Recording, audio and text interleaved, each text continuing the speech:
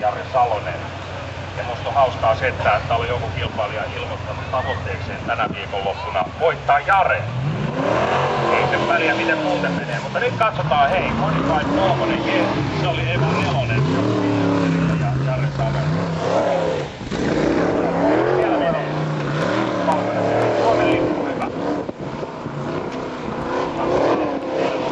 Painelee Jare Itämäen kertaalla ja Harrin äskeiseen ajoon. Se oli kyllä outoa, että Geir Haug paineli tuossa ensimmäisessä tuloksessa. Todella tyylikkäästi Jare tulee kyllä. Ja hän edustaa selkeästi Suomea. Sen näkee kyllä Jare tulee vahvasti alas, kun jos hakee ihan erilaisen ajolinjan kuin Harri ja äsken. Sitten otetaan hyvät vauhdit ja Jarro jaksaa kahden kunnolla.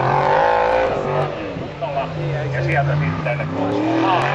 Ja näin. Nyt pannaan kättä yhteen. Ja Hans Mäki.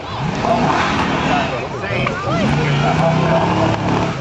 Tälle kaudelle Rösberg-Liska.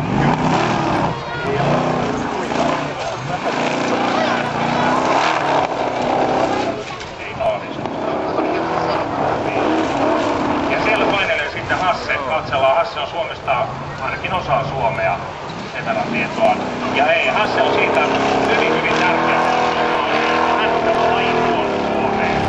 Näin saimme tietää, ja Hasse vetää ihan uudella autolla tälle kaudelle valmistuneella oikein hyvää vauhtia.